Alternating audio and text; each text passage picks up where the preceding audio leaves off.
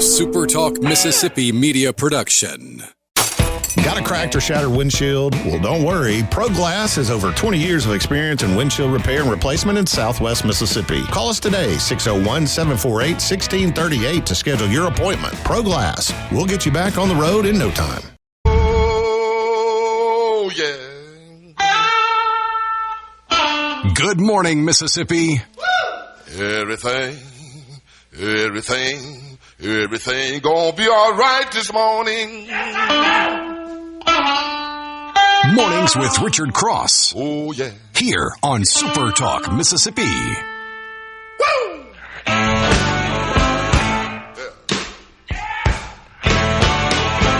Now, when I was a young boy, at the age of 5, my mother said I was gonna be the greatest man alive. But now I'm a man. Good morning. Way past 21. They're all out of sorts this morning. Okay, today is Tuesday, but do we act like it's Monday, or do we treat it like it's a normal Tuesday, and then when we get to Thursday, is it actually Wednesday, or are we looking to the weekend and feeling like it's a Friday, and it's all out of sorts, but you know what? Nobody would give back being off on Monday. At least I don't think that would be the case. We hope you had a wonderful Labor Day weekend, whether it was just catching up on some sleep or maybe catching up on chores around the house, or maybe you spent the day by the pool or at the lake or traveling, whatever it is. Hope it was a good day and that you now have the ability to pack 5 normal days from a week of weekdays into 4. But, Lance, how about the people that are trying to pack 5 days into 3 because they're headed to Starkville this weekend to watch Mississippi State and Arizona State, or perhaps they're making a road trip to Lexington to watch Ole Miss and Kentucky play this weekend? It kind of sounds like your weekend, you know. You busy. You got to, or maybe you're headed to Little Rock for Arkansas and Arkansas State this weekend. That's the easy one. Whatever it is. Yeah, your story though. We were laughing before the break, and I was like, "Man, how was the weekend? It was the first one. Was it eventful? And hopefully it wasn't." You go, "No, the game was fine. It was great, but getting to and fro was a little eventful." Then you told me, I'm like, "Whoa, man." Yeah, that was eventful. Early to the airport on Friday morning, and you're sitting there and. I pulled out of my driveway at 3:15, I think. And I was sitting in a chair outside the gate at 4:30. Man, it was drive was smooth, parking was smooth, security was smooth, easy. All of that probably should have been a sign to me that something's coming. Yes, right. And supposed to start boarding at 4:47, I believe it was. I got 15 minutes at the gate. Perfect amount of time. And about 4:45, people start looking at their phones. Notification popped up. It's been delayed until 6:30. Okay. I'll sit there for a little while longer, and it's delayed again. Then the guy, to his credit, the airport guy for American that was at the gate kind of kept us informed, and he's like, "Well, not going to lie to you, this may not be good." All right, I appreciate the candor. What's up, pal? He's like, "We're short a flight attendant." Ooh. And then he went on to say there were 2 flights the previous night that were scheduled to come in from Dallas that were canceled. And so there were 2 entire crews short, and they were mixing and matching crews and whatever else. And I sat there until about 6 o'clock, which was like the second or third departure time that they had passed along. I was like, I don't want to do the airport delay thing today. No. So I called on the company that handles our travel, and it's like, "Hey, I need a rental car." So I got a truck and jumped on the road, and other than missing coaches meetings, all was well. I joined them via Zoom from a Love's truck stop on the side of the highway in Muskogee, Illinois. Oh, I love it, man. But it was good. Got it done. Got it done. That was my 16th SEC stadium, so I've hit them all. You've hit every one of them, huh? Yeah. What's the favorite so far? I mean, look, Tiger Stadium. Tiger. That's always been mine. The ones that I've been to, hadn't been to all of them, but been to that one many times, and kind of grew up going there. Very nostalgic for me.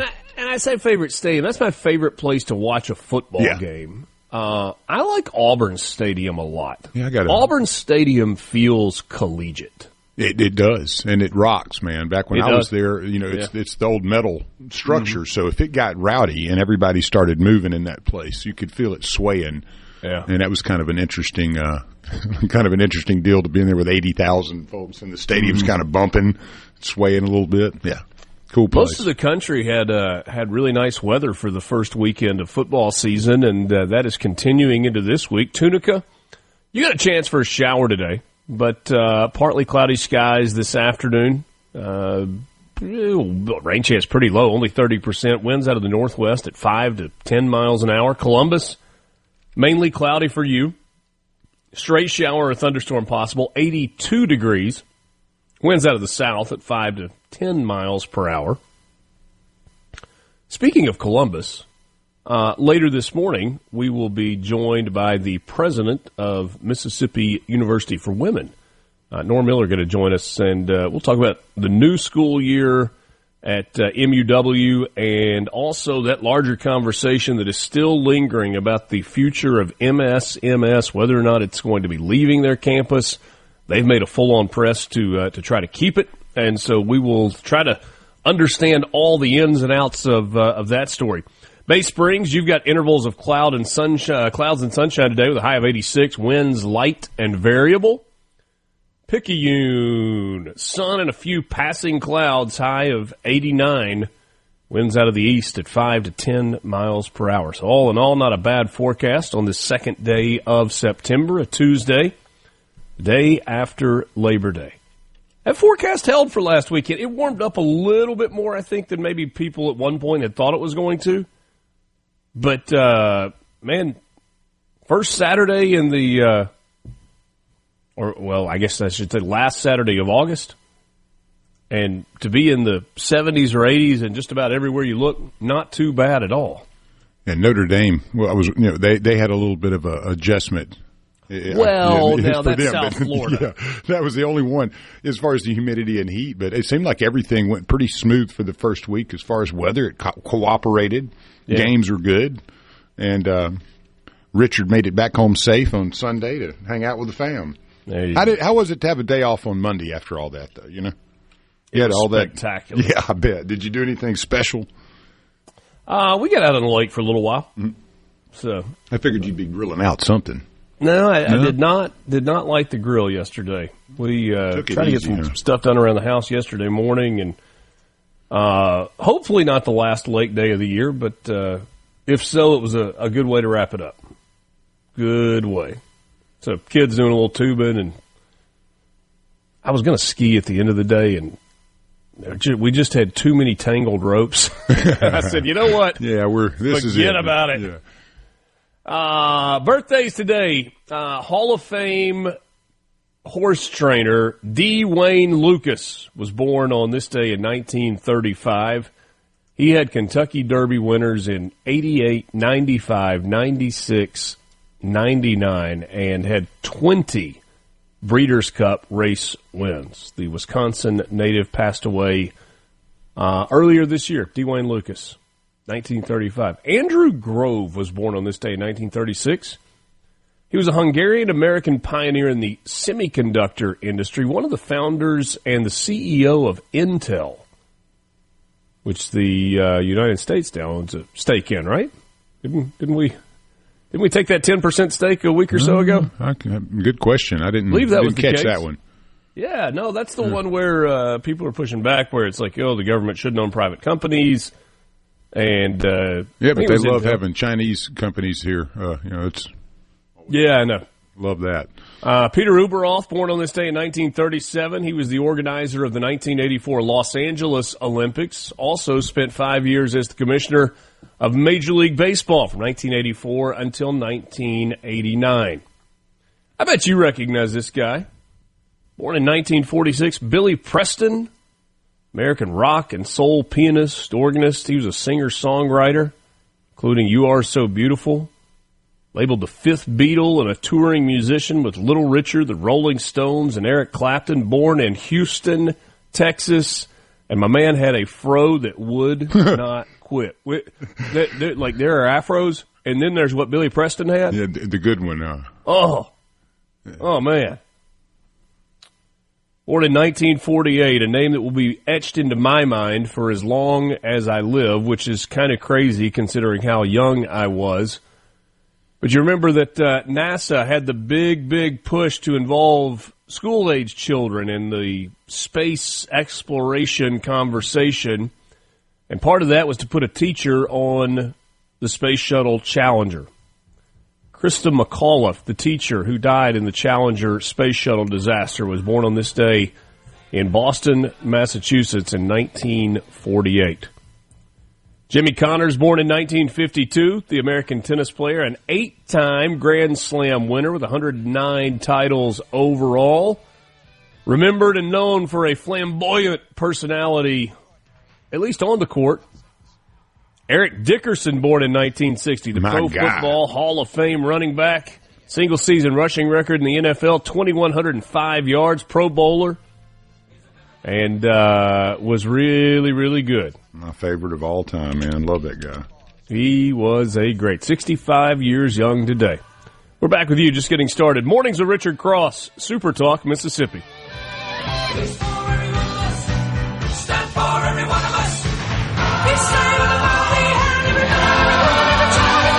From the Venable Glass.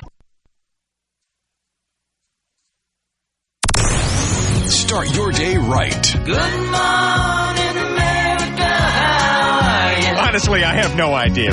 Mornings with Richard Cross on Super Talk, Mississippi.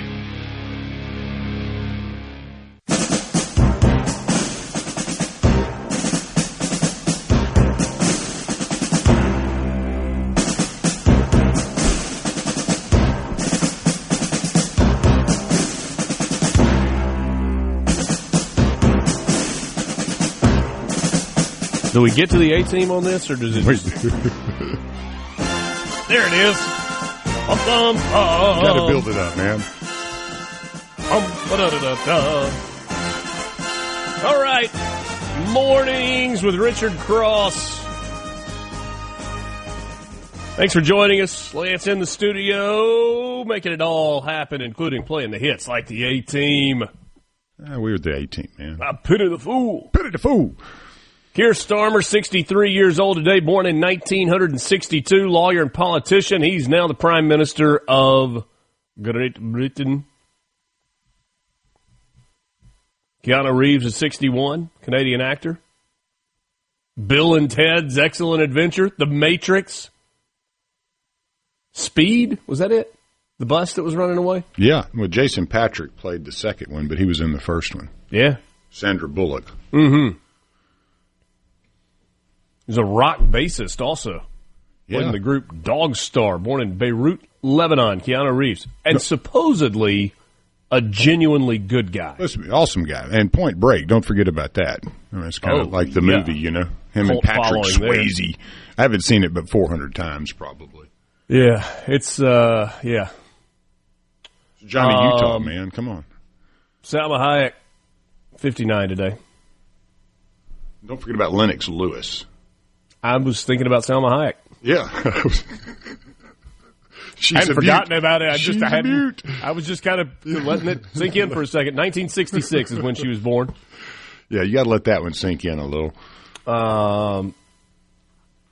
Does not look 59 years old. John Wick, played by Keanu Reeves as well. On this day in 1966, you had the Great Fire of London. The blaze began in a baker's home and devastated much of the city over the course of 4 days, destroying 13,000 houses and Old St. Paul's Cathedral. Sad day in London. Wasn't it the King's Baker? We'll go with that. Yeah, that's what one of the historical facts I'd read and said that it was the King's Baker. Okay. So, yeah, you know, that probably didn't go over very well. Probably you don't not. Hear about the baker after the fact there. Yeah. It's when the Muffin Man came into Muffin tops were real popular after that. The Muffin Man. Mm-hmm. U.S. Treasury was established on this day in 1789 by a guy named Alexander Hamilton. His name was first Treasury, Secretary of the Treasury. 1864, big day in the Civil War. Union General Sherman captured Atlanta. Strategic win for the Yanks. 1752. This is interesting to me. It was Calendar Reform Day in the United Kingdom. They decided in 1750. They had the Calendar Act of 1750. They passed it in 1751. They adopted the Gregorian calendar. And to do so, they had to wipe 11 days off the map. So today, September 2nd, tomorrow, September 14th. Seriously. To realign the calendar with the Gregorian standard, the day after September 2nd, 1752 was September 14th, 1752. Man, I bet that messed up payroll. Yeah. The act also changed the official start of the legal year from March 25th, which was Lady Day, to January 1st. The reform aimed to align Britain and its colonies with the calendar used in most of continental Europe. And so they got on the same page as everybody else. Big mistake. No, I'm kidding. I don't know. Huge. Yeah, huge. This day in 1945, VJ Day. On board the USS Missouri in Tokyo Bay, Japan formally surrendered, marking the end, praise the Lord, of World War II. And in 2014, you had the discovery of the HMS Erebus, a ship from Sir John Franklin's doomed Arctic expedition. All right, some news headlines for you this morning. Almost a year after an infant child died in Corinth, the child's mother has been taken into custody. Amanda Mitchell, 39 years old, arrested at the end of last week by the Corinth Police Department. She was charged in connection with the 2024 death of her child. A nearly 9-month investigation culminated with autopsy results showing the child's death was accidental. However, the cause of death was from fentanyl and methamphetamine exposure. Mitchell was charged with manslaughter by culpable negligence and possession of methamphetamine. The maximum sentence for her alleged role in the child's death, 20 years. Prison time for the possession charge varies. Sad end to a sad story. The Mississippi Department of Education is looking to combat chronic absenteeism. That's something that we talked about a little bit last week with Lieutenant Governor Delbert Hosemann. September is Attendance Awareness Month. Department officials are urging schools, districts, and local organizations to promote the benefits of maintaining regular school attendance. Chronic absenteeism is defined as missing 10% or 18 days of the school year, including both excused and unexcused absences and suspensions. If you miss 2 days of school each month in an academic calendar, you are considered chronically absent. Research, having trouble talking this morning. Research shows that students who are absent 2 to 4 days in the month of September alone go on to miss nearly a month of school. The state's chronic absenteeism rate last year was 24.4%. That's almost 1 in 4 students. Slightly higher than it was the year before. Chronically absent students have an increased chance of dropping out of school and a higher likelihood of being incarcerated compared to pupils who are consistently in the classroom. Delbert Hosemann said that the Senate was going to strive for stricter truancy laws this coming year. And to fight against students missing large chunks of class time, the DOE is promoting its online attendance awareness toolkit. So you can check that out.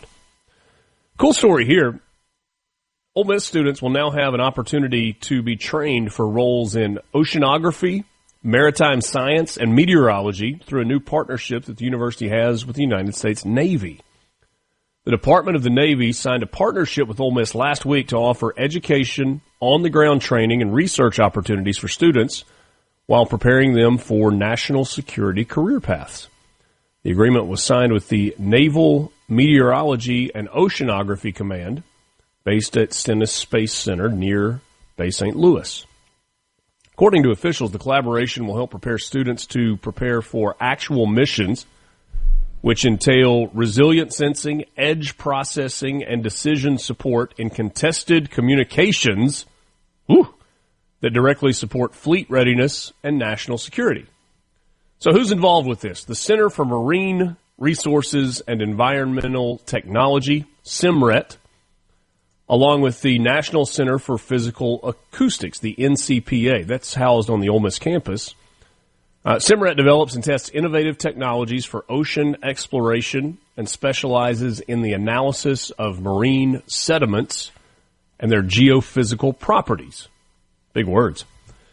NCPA Center hosted at Ole Miss conducts basic and applied research in physical acoustics, developing solutions for government and industry in areas such as environmental monitoring, military defense, and medical advancements. They do really cool stuff at the NCPA. Through the partnership, Ole Miss students will be able to participate in real-world research projects, gain access to naval research equipment, and learn from experts about the job of a physical scientist.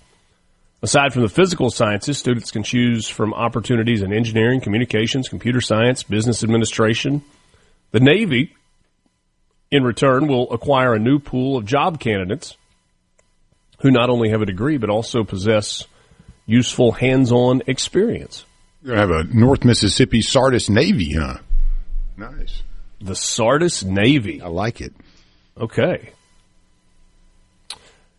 Senator Cindy Hyde-Smith reaffirmed late last week, Thursday it was, that she will be seeking re-election during the midterms of 2026. Hyde-Smith, who first said last March, I believe, that was on this radio program, that she was planning to seek office for a second full term. Maybe I'm taking credit for something that we didn't do, but I think she told us that back in March. She was joined by Agriculture Secretary Brooke Rollins as the two visited the vet school in Starkville at Mississippi State before traveling to Jackson for meetings with various farm organizations and a ribbon cutting for a refurbished U.S. Department of Agriculture office.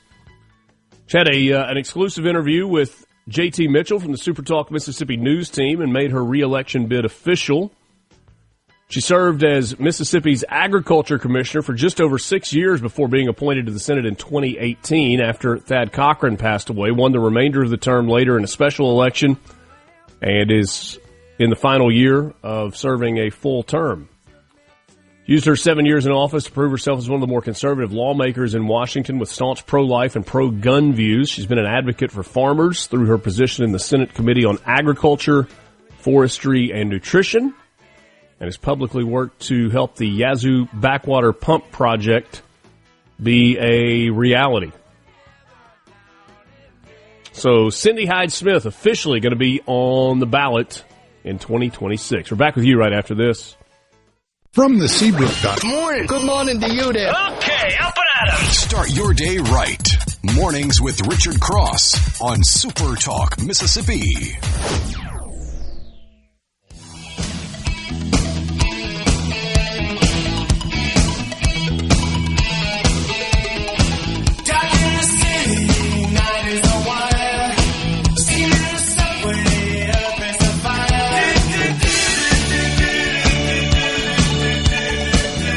C-Spire text line is open to you at 601-879-4395. So much good stuff happening at C-Spire. They've got the best in wireless internet.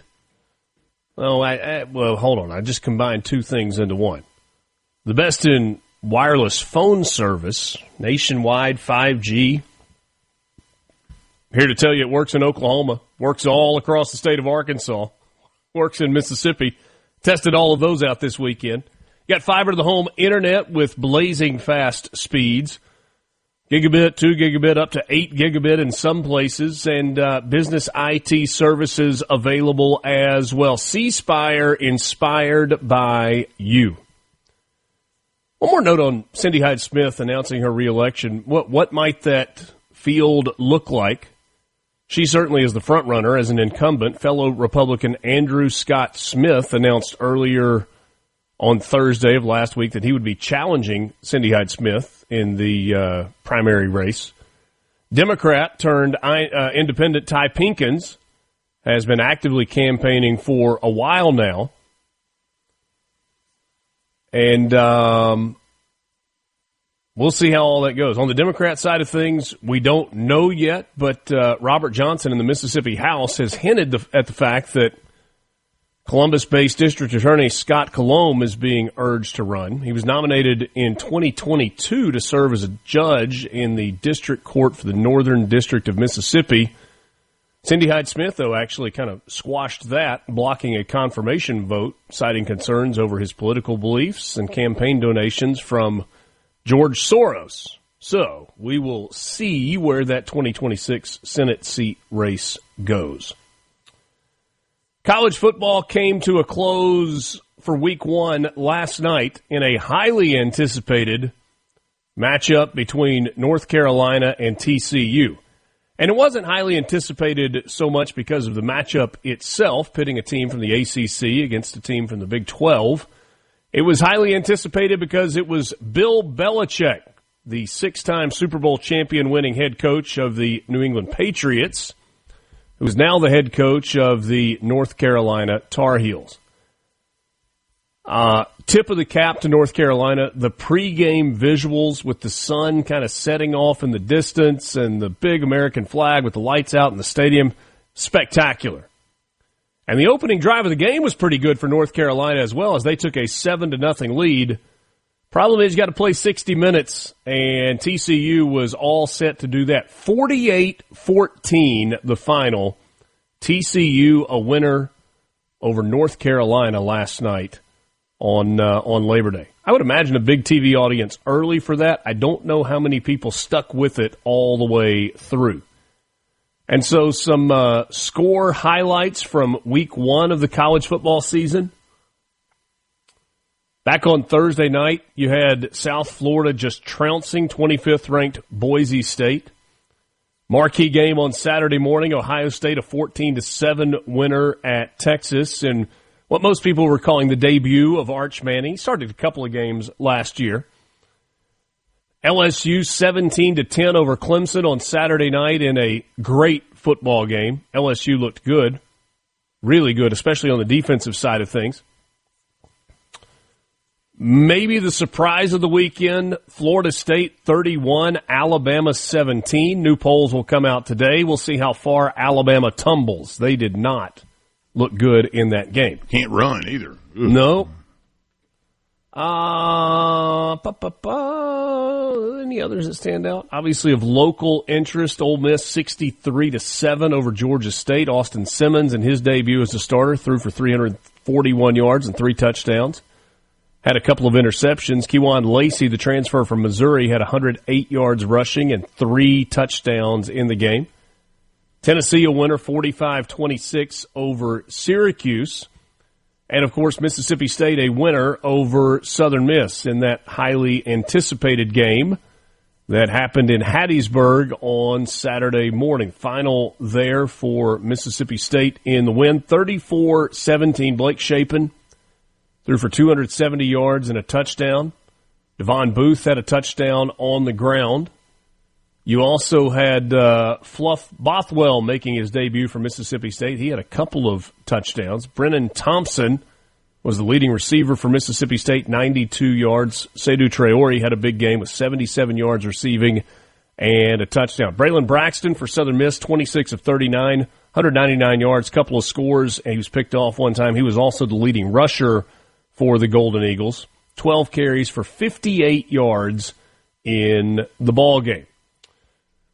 For their work over the weekend, Ole Miss senior defensive tackle Xavion Harris and Mississippi State grad transfer Will Whitson were named co-winners of the SEC Defensive Lineman of the Week award. Harris led the Rebel defense with an all-around excellent outing. Finished the night with 5 tackles, 1.5 tackles for loss, and a sack, a couple of quarterback hurries, and the first interception of his career. Also got his fingers on a missed field goal attempt by the Panthers in the late stages of the first quarter. It was the 6th combined block kick of his career, and that puts him 1 blocked kick away from tying the all-time record in the SEC. Whitson over at Mississippi State, grad player, First year with the Bulldogs, transferring in from Coastal Carolina, had a great start, had a sack, 2.5 tackles for loss. The tackle for loss number was the best among SEC players in week 1. He also had 5 quarterback pressures. That was tied for the most in the league. So congratulations to both Xavion Harris and Will Whitson from Mississippi State. All right, this is a really neat, heroic story. All of your sports headlines are brought to you by Pearl River Resort.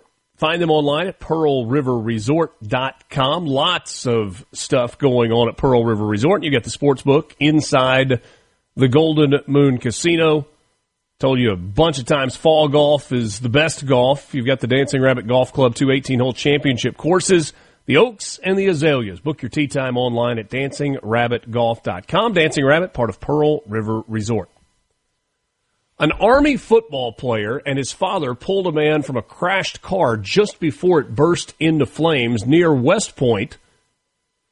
Video of the daring rescue early Sunday showed sophomore safety Larry Pickett Jr. and his father, Larry Pickett Sr., grabbing a man out of the driver's seat of the car and carrying him away from the vehicle.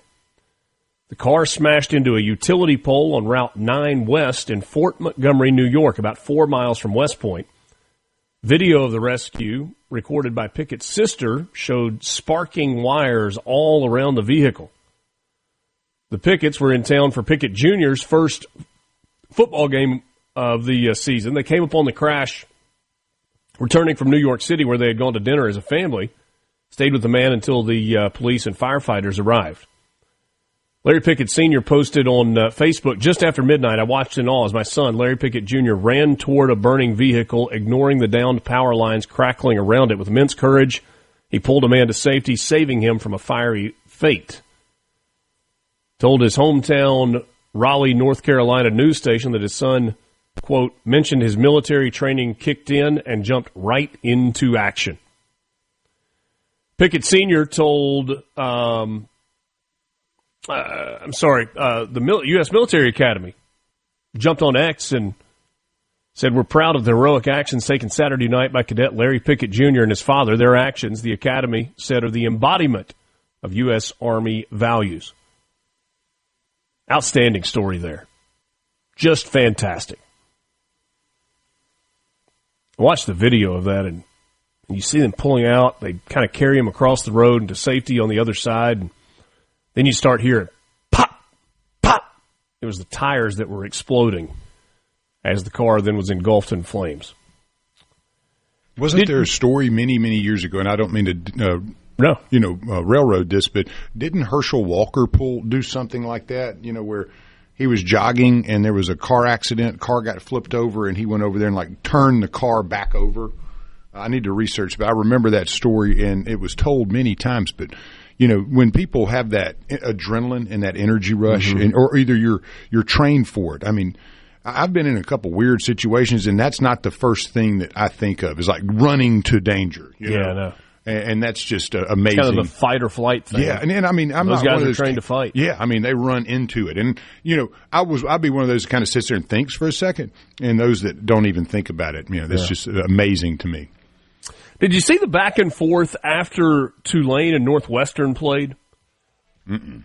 So we know that last Friday was the 20-year anniversary of Hurricane Katrina, and in the first game back after Katrina, Tulane in New Orleans wore white jerseys.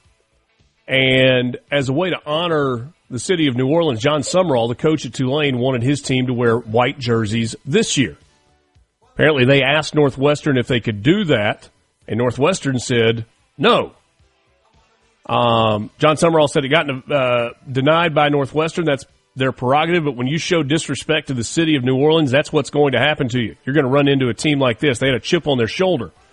Tulane won the game 23-3. Now, David Braun is the coach at Northwestern. He says, hey, this was not a gesture of disrespect, but the timing of the request did impact our ability to honor the request. He apologized and said that the two coaches had talked. That's your sports update, brought to you by Pearl River Resort. From the Venable Glass. Rise and shine. Start your day right. Mornings with Richard Cross Nice early morning surprise. on Super Talk, Mississippi.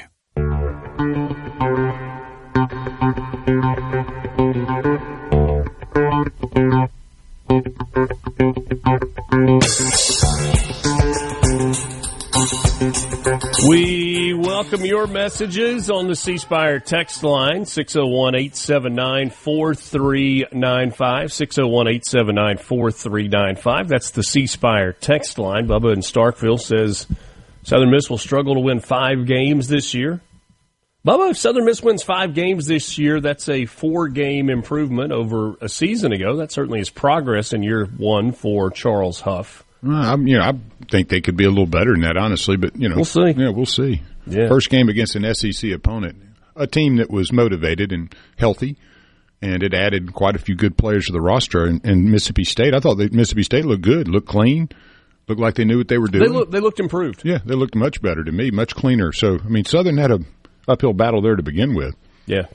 Hey, we even welcome the text message that seems to randomly come once every week or two saying that we should stick to news and not talk any sports. And I will just remind you, if that is of concern to you, that we do one segment. It's at 6:37 every single day. Every single day since I have been filling in, and pretty much every single day for 35 years when Paul Gallo was hosting this show. We just give you some sports headlines. It's not a sports show. We're not turning it into a sports show, but you're going to get one segment of sports headlines every single morning that I'm sitting in this chair. And it's brought to you by our friends at Pearl River Resort, which is another reason that we're going to do a segment of sports headlines every single day. Mississippi Lottery Update brought to you by the Mississippi Lottery. Online, find them at mslottery.com. You got Lotto America, no jackpot winner there. Next drawing coming up on Wednesday. A little over $2.5 million for that. Brother, that Powerball just keeps on growing. No jackpot winner in the Powerball last night. There was a ticket that was purchased in Madison at Hotspot Market. Matched 4 out of the 5 white balls and the Powerball to win $50,000. Didn't buy that dollar power play to triple the prize to $150,000, but $50,000 in the pocket nonetheless. The estimated jackpot for Wednesday night's drawing, $1.3 billion, with an estimated cash value of $589 million. I'm personally thankful that the Powerball did not give out the big prize the last 2 drawings. I waited around when I was in Oklahoma on Saturday and thought that I'd be able to stop in and grab a ticket after the game. And, I should have done it before I left Mississippi. But traffic in Norman, Oklahoma did not allow that to happen, and so I kind of held with bated breath going, come on, let's not have a big winner. And then yesterday just got away from me, and I didn't make it to grab a ticket in time yesterday, so I still got a chance, just like you do. Just like you do. Be sure to check out mslottery.com for all the happenings with the Mississippi Lottery. Got winners all over the place. There was a triple red, triple sevens winner in Lumberton, $25,000 on a scratch-off from Fast Mart in Hattiesburg. C Spire text line. Lance is a Mississippi State fan. I appreciate your kind words about MSU looking cleaner and better, but I would say 14 penalties is definitely not a clean game. Got to get that cleaned up if we want to be successful this year. That's from Bruce. Well, you can't be perfect in the first one out, but yeah, anytime you have penalties, it doesn't help. It kills momentum. What was it? 2 touchdowns that were called back with penalties? That's what I'm saying. You clean that up, and the team looks a lot better than they did on Saturday. So, there's always a glass half full, half empty approach on anything sports. Man. Those are things you can fix, is what I'm saying. You can't fix having no talent. Lance, let's see here. You were right about Herschel Walker. He ripped a door off a smoking car with an elderly woman inside of it. That's it, yeah. Literally just ripped the door off. I'm betting whoever is saying stick to the news CC in Senatobia. Thomas in Greenwood. Why not stick to news, comrade? Thank you, Thomas. Larry and Mize, are you as hard on Ole Miss as Borky was? I didn't hear much of what Borky had to say yesterday. He and I talked a little bit on Sunday morning, and I think it's fair to say that Ole Miss needed to clean things up on the offensive line. It seemed to get a little bit better as the game went along. Well, you had a couple blown coverages there real early, with the right. I think it was right guard, and after that I thought they cleaned it up a bit. But you weren't playing a juggernaut or anything. No, not by any stretch. Ole Miss outclassed Georgia State in every single area, including not being drawn into a pregame brawl after a Georgia State player jumped into Ole Miss's team line as they were headed into the locker room and ripped a gold chain off the neck of a player and threw it into the stands. Police got involved. Craziness. Goodness gracious. I didn't hear about that. Yeah. Somebody said sports is news for us in Mississippi. Yeah. Duh. Kind of is. Especially opening weekend. How about this one from Easy Archery? Alabama fans want you to stick to news. After that mess, yeah. Hey, Ty Simpson looked good, but, the rest of the team, ooh. Hour number 1 in the books. We'll get into the news and some interviews and a whole lot more when we come back for the 7 o'clock hour. The news from both SuperTalk and Fox is coming up next. The views and opinions expressed by the hosts, guests, and callers on this show are not the opinions of TeleSouth Communications, its management, or advertisers. SuperTalk Mississippi. Ladies and gentlemen, here we go. Now back to Mornings with Richard Cross. Now that's entertainment.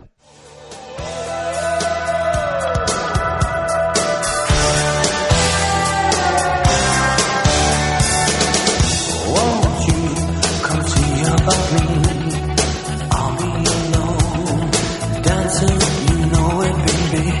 Tell me your troubles and doubts, giving me everything inside and out, and love strange, so real in the dark. Think of Good to be with you. This is Mornings with Richard Cross on SuperTalk Mississippi. Thanks for joining us today.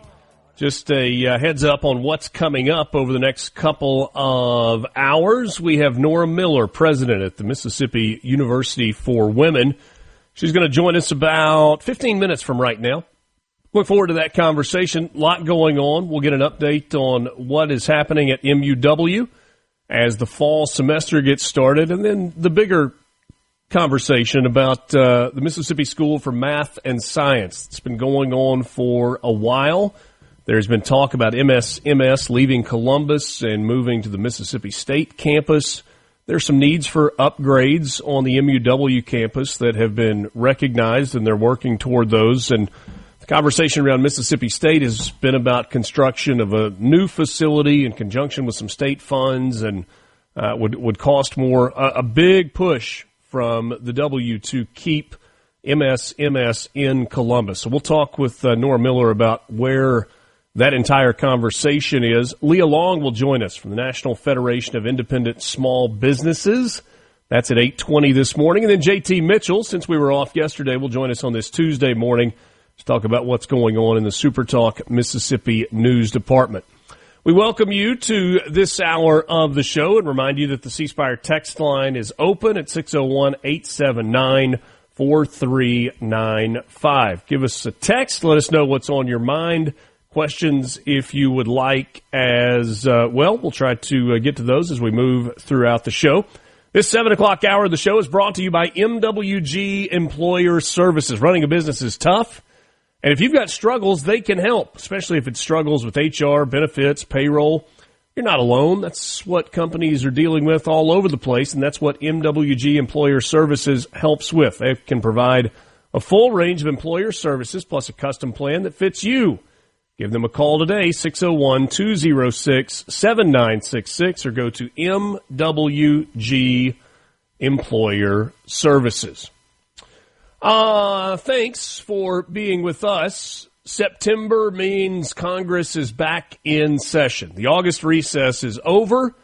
Labor Day weekend is over, and so the House and the Senate will gavel back in today. I guess technically they never went on recess, which is one of the reasons that you couldn't have those recess appointments that we talked about with Cindy Hyde-Smith a couple of weeks ago. She did point out to us that those recess appointments would still have to be confirmed, and so it was better to go through the process standing alone. But in the absence of that happening, there are a lot of positions within the administration across the country that still have to be filled, and they have to be filled with Senate approval. So what is on the docket in Washington, D.C. in the month of September? And the answer is a lot. Probably, I think, at the top of the priority list is a spending bill. In the absence of a spending bill by the end of this month, the 30th of September, you will have a government shutdown.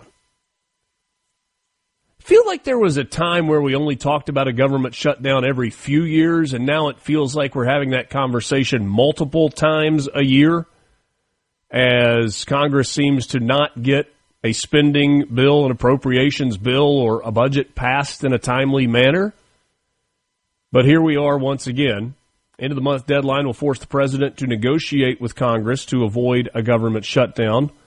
Republicans, of course, control the House and the Senate, but they will need Democrat votes to get the deal done. Trump's recent clawbacks of billions in foreign aid without congressional approval has brewed distrust between lawmakers and the administration, some say.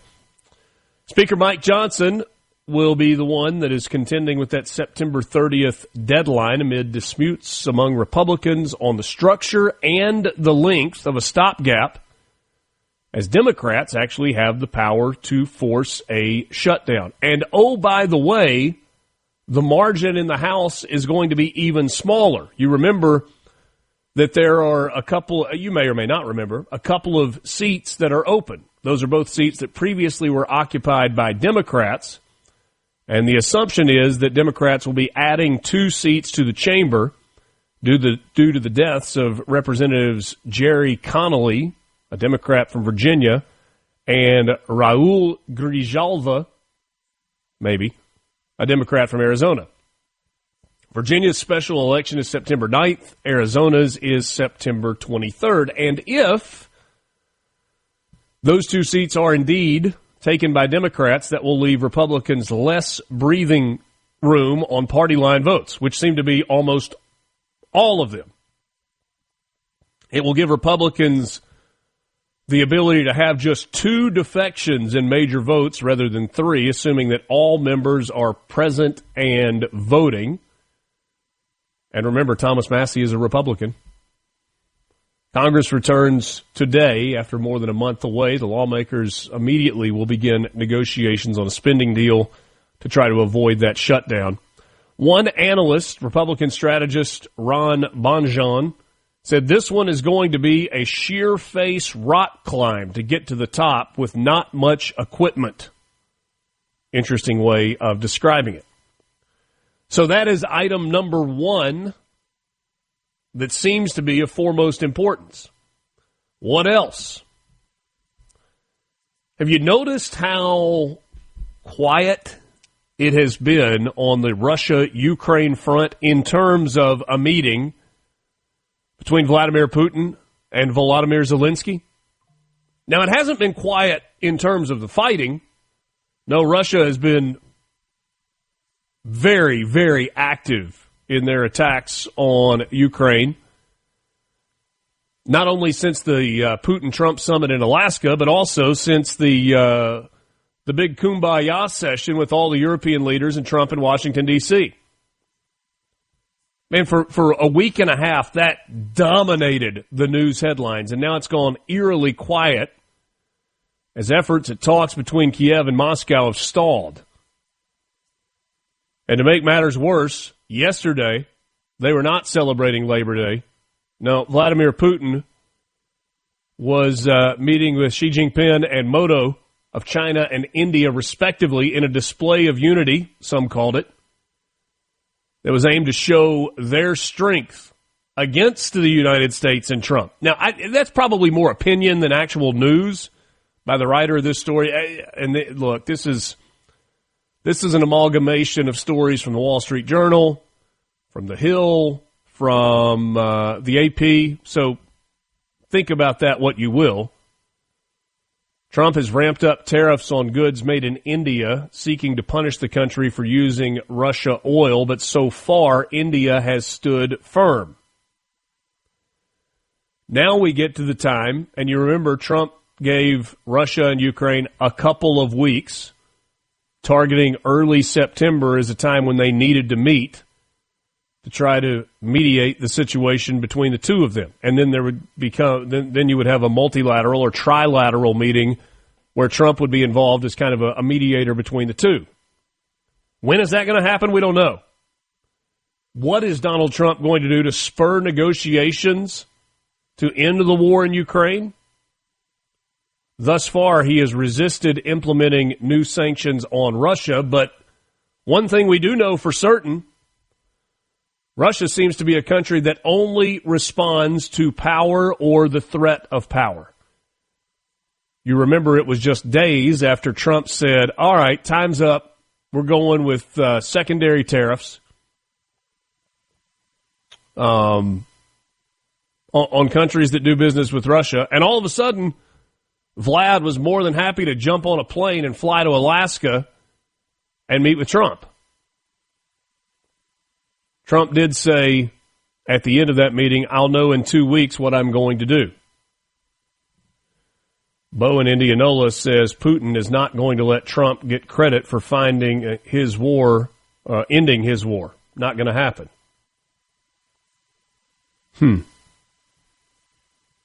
We'll see where it goes. Also on the docket, we'll get to more of this in the 8 o'clock hour. Thomas Massey and Representative Ro Khanna, the Democrat from California, are planning a discharge petition to force consideration of their bill requiring the Trump administration to publicly release the Epstein files. They have enough Republican co-sponsors on the measure to reach the 218 signature threshold if every single Democrat signs on.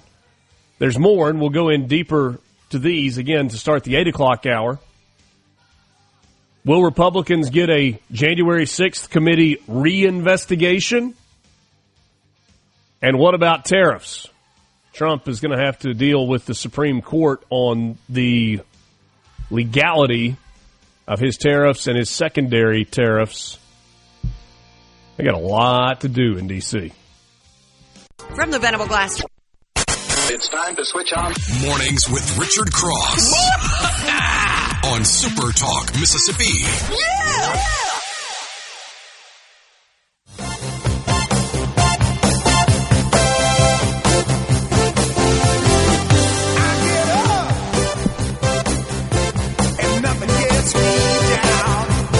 Glad to be with you on this Tuesday morning, the second day of September, a Tuesday that for many feels like a Monday, but makes for a shorter work week on the heels of the Labor Day weekend. So our first guest of the week is the president of the Mississippi University for Women, or the W if you prefer. President Nora Miller joins us this morning as we start things off. Madam President, good morning to you. Thanks so much for your time. Good morning, Richard. Glad to be here.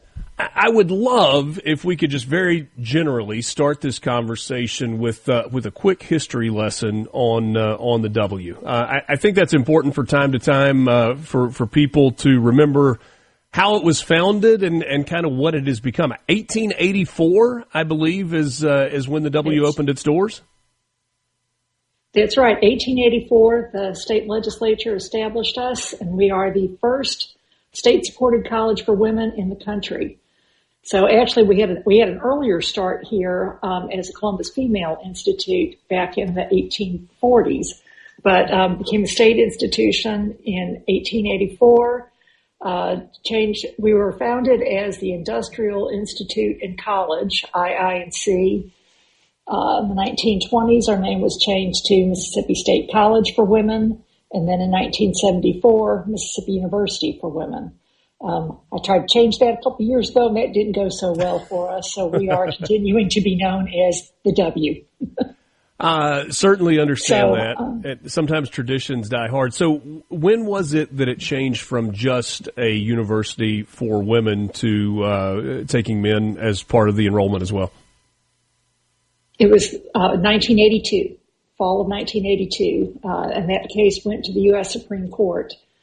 Joe Hogan filed suit to be admitted into our nursing program, and that changed us to coeducational institution. And so we are about 22% male enrollment, and that stays pretty steady. In terms of the start of the school year, September, end of August, beginning of September is an exciting time on college campuses. You get new students in, you get your returning students, the athletic year begins, and it's always just kind of a time that's full of energy. What have the first couple of weeks been like on campus as we have gotten into this new school year? It's been great. That first week, as he said, we had all kinds of activities and concerts and whatnot going on. Tonight we've got our first home volleyball game, so I'm excited about seeing them in action. We've got soccer tomorrow night. So talk to me a little bit more about. Sorry, please go ahead. I'm sorry. Oh, I was just going to say we've got a great start to the year. Our numbers are looking good. We are up in transfer students, up in graduate students, up in returning students, up in dual credit, dual enrollment. So off to a good start. We are in a time where if you read education journals or newspaper articles, you hear about enrollment cliffs and struggles that exist within higher education. And it feels like largely in Mississippi, we've been able to buck some of those trends. You talk about being up kind of across the board in terms of returning students and new students and graduate students as well. What is it in your mind that is allowing the W to kind of buck some of those norms? Well, it is a nationwide situation, and the public regional institutions are kind of bearing the brunt of this because we've got mission creep from community colleges and from the larger research institutions also kind of digging into what's usually been our bread and butter. But what we've been able to do is establish pathways with the community colleges. We know that we have a very strong community college system here in Mississippi, and with a lot of students making their decisions based on finances, they can attend a community college, perhaps stay at home, save some money. So we have a very strong pathway system for community college students. We last year we've been like the second highest percentage of transfer students of all public master's institutions. So we've built that strongly. We've established some new graduate programs that I think will help us to grow a non-traditional student base. So, we know that there are fewer 18-year-olds out there, so we're trying to find ways to attract all ages. Certainly is interesting to see kind of the diversity of plans. You've got to be a little creative, I think, in this environment if you're not only going to thrive but continue to grow. I want to go back to something that you mentioned a second ago because it's been a couple of years, very much a story, the name change, and I think there were lots of reasons for that. Is that something that at this point has just kind of been put to bed and everybody's moving forward, or is that still a topic in your mind that needs to be addressed and is important for the future of the W? I think it's something that will come back up. I don't think it will anytime real soon, but it just makes sense that we need a name that better describes who we are today. Yeah. But we'll stick with the W for now. Go with that for now. All right, the topic that has been certainly in the news in recent months, I guess for the last year or so, has been about the Mississippi School for Math and Sciences. For a long time now, the W has hosted MSMS kind of on its campus. Maybe I don't want to get buried in a bunch of history lessons, but maybe we should kind of go back a little bit and kind of talk about MSMS and its goal and kind of when it began and the relationship that it has had with the W over an extended period of time. Great. MSMS was kind of born out of an idea that Governor William Winters had. He went to North Carolina and saw their school for math and science and thought that that was something that the students in Mississippi needed an opportunity like that. So the first kind of foray into that was developing the Governor's School, which is a residential summer program for rising sophomores. So that was founded on the W's campus. There was a kind of all the institutions kind of put in a bid for it, and based on the strong gifted studies program that we had here on this campus, Governor's School was founded here, and then Mississippi School for Math and Science kind of grew from that idea. And since we were so successful with Governor's School, it was decided to put MSMS here on our campus. And so they have been here for 37, going on 38 years. It was founded to be a residential high school for juniors and seniors, their high school year, to draw students from all across the state, put them together where they could be in a challenging and supportive environment, along with other students who were gifted and of like mind. So rocked along. When it was first established, there were funds provided from the state legislature to renovate some buildings. Lowndes County put up $1 million back in 1987. So it was built here. The relationship that we have with MSMS, we are their fiscal agent. So we do their payroll, their accounts payable, maintain the facilities, do all the fiscal background for them, but they report to the State Board of Education. So they don't have a local school board. They don't have property taxes that go towards them. They're completely reliant upon the state legislature for appropriations. The agreement that we have with the State Board of Education was that we would provide the routine maintenance and that they were responsible for getting funding for any renovations or enhancements. Okay. Well, it's been 35 years later, and there wasn't really anything done until a year and a half ago when they got some money to redo some of the residence halls. So MSMS would like to be able to grow. Right now they have about 200 last year they had 244 students. I think they're somewhere around there this year also.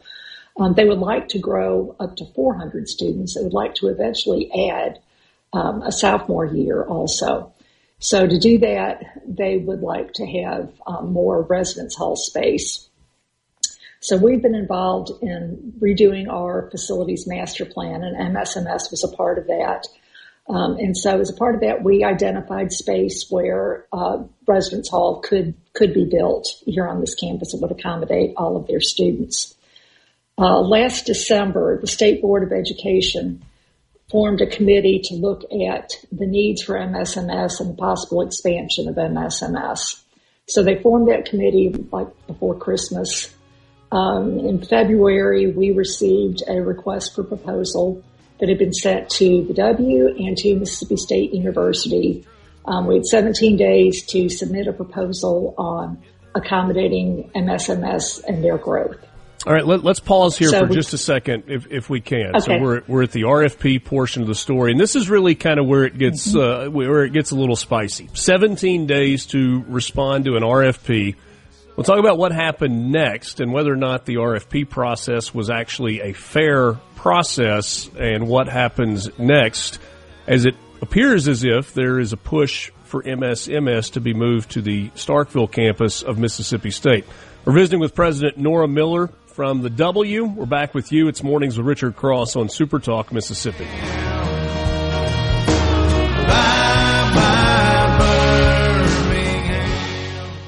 From the Seabrook segment of Mornings with Richard Cross is brought to you by Covington County Hospital in Collins, where your health matters. Mornings with Richard Cross. People want to hear the truth, man. That's what we're going to do. Super Talk, Mississippi. Sweet Jane, Thanks for being with us on this Tuesday morning, September the 2nd. It's Mornings with Richard Cross on SuperTalk Mississippi across the Magnolia State. Glad to be with you. So we kind of laid out the history, and I know that was a little bit of a roundabout way to get into this conversation about MSMS and the potential move of that school from Columbus and the W campus to Mississippi State, but I felt like it was important for us to kind of lay the groundwork. So President Nora Miller is my guest. We got to the point where we were talking about the RFP. So this was in December, where the Department of Education put a request for proposal for renovations and future needs for the W. And I think you said before the break you had 17 days to respond for what is a pretty significant project. Is that correct? Right. They formed this committee in December, and then in February, we received a request for proposal with 17 days to respond. And a typical response time for that would be more like 6 weeks. So it seemed like it was predetermined. The RFP talked about coordinating with schools of engineering and talked about campus shuttles. And neither of those really seem to apply to us. We don't have an engineering school. Our campus is, about 5 blocks across, so there's no need for a shuttle. So it seemed like it was already predetermined for Mississippi State.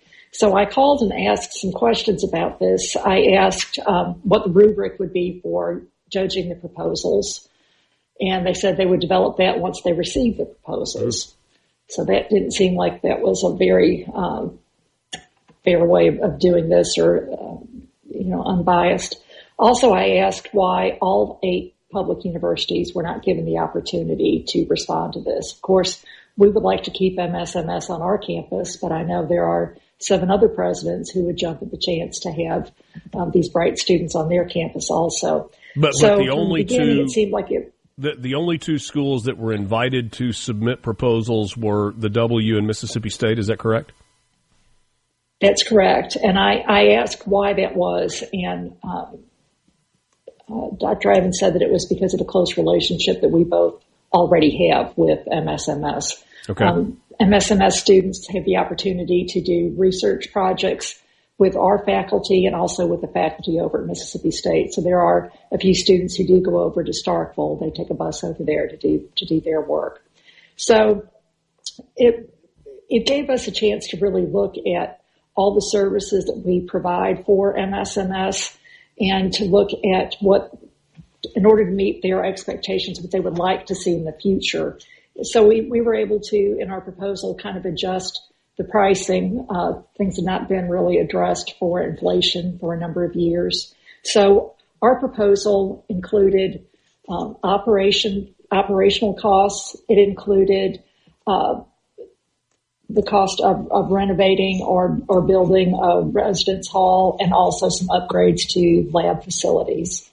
So we wanted to make sure that it also offered more research opportunities to the MSMS students. So I reached out to the presidents of Southern Miss, Jackson State, and the Chancellor at Ole Miss, and asked if they would be willing to partner with MSMS, offering research opportunities and perhaps more dual credit, dual enrollment for things that are offered, perhaps not offered by either us or Mississippi State.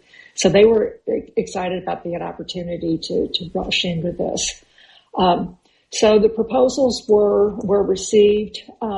I never got any questions. They had asked for one single contact person, 4 questions, gave them my cell phone number, my email, everything. No questions were asked. So I thought that was kind of odd that they didn't ask for any clarification or provide any questions about anything.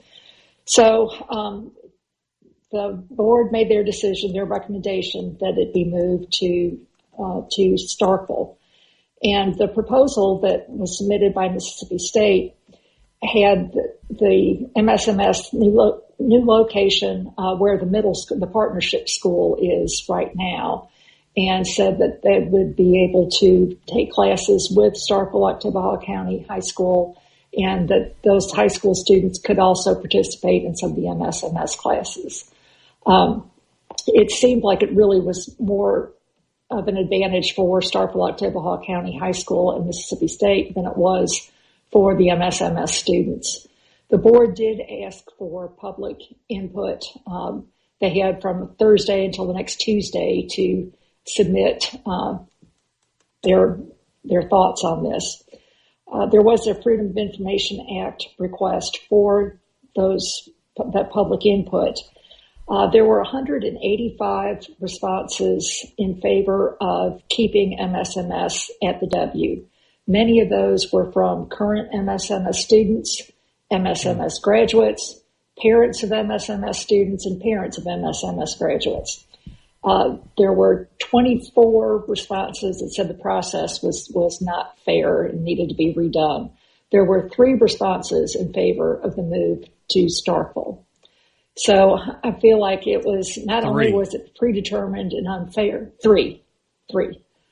And the ones from MSMS students I thought were really profound. They talked about how they had to really compete to be in MSMS, and they didn't think it would be fair for other high school students to be able to participate. Also, they talked about how they chose MSMS because they didn't want the typical high school experience. They really wanted to be challenged and to be with other like-minded students who wanted to learn, wanted to be there. And they talked about the closeness of being in a residential high school. They talked about being able to participate in Tales from the Crypt and other things here in the community. Here from the W campus, they can walk downtown, they can walk to the public library, they can walk to churches, and they really felt a part of this community and wanted to remain here. All right, so it feels to me like the legislature plays a role here as well. Obviously, this is the Department of Education that put forth the RFP, was considering a move. But if this is going to happen in Starkville or staying put, it sounds like the legislature is going to have to allocate dollars to make this a reality. Is that true? So one That's way true. or the other, the legislature is going to have to put some money up? Yes. Okay. MSMS is funded at about half the level per student that similar schools in Alabama, Louisiana, and Arkansas are funded. Yet they produce twice as many national merit finalists as those other schools. So the area where they are severely underfunded is in the facilities. And we have tried, our best, but what they pay us for a facilities fee equates to about 70 cents on the dollar, and industry standards are $4 to $6 per square foot. So we're not able to do a whole lot with that. But MSMS is a private school, correct? We're not talking about a public. No. It is technically a public school, and that's why it falls under DO. It is a public school. That's right. It is a public school. All of those students are public students, and the funds, they don't bring the funds with them from their local districts. So there is that support isn't available for MSMS, and that's why they are reliant upon state appropriations. Gotcha. Where does this go from here? What's the next step? Where are we in the process? Is there going to be a rebid or a resubmission of the RFP? Has there been enough pressure put on to cause that to happen? Where are we? Well, that's a good question. I don't know. The recommendation stands right now from the State Board of Education to move. So it's going to be up to the legislature, I guess, and also up to the State Board of Education with what the request is going to be. I don't think the state has $90 million to build this facility over in Starkville. And if legislature should decide to do that, I think there are a number of other school districts that need to be asking for their $90 million from the state also. In the absence of the state providing that money, is the W in a position to do some of the renovations and some of the enhancements without state funds? And I guess conversely, is Mississippi State in a spot where they could do that without the state funding? Well, we are not, because the funds that we have really are from the state legislature for the support of our university students and the tuition and the room and board that we receive from our university students. So it's not really fair for our students to bear the cost for Mississippi's public high school either. So we don't have the funds for this. We are supporting of MSMS's request for funding, and we are advocating for funding for upgrades to their facilities. But we do not have that on our own. We're going to, I guess, have to wait and see. I mean, I feel like that's the position you're in and the position that we're in as well. I guess legislative action in the 2026 session is going to maybe tell the next chapter of this story. Is that right? That's right. All right. President Nora Miller, thank you so much for your time, for shedding some light on this story and helping us understand a little bit better. And look forward to catching up with you down the line. Thank you very much, Richard. Have a good day. From the W, President Nora Miller, you as well. Appreciate your time this morning. We will take a time out. We're back with you right after this. That's getting there. That's getting there. That's getting more. From the Venable. Rise and shine with information and insight. Check it out. Check it out. Mornings with Richard Cross, Super Talk, Mississippi.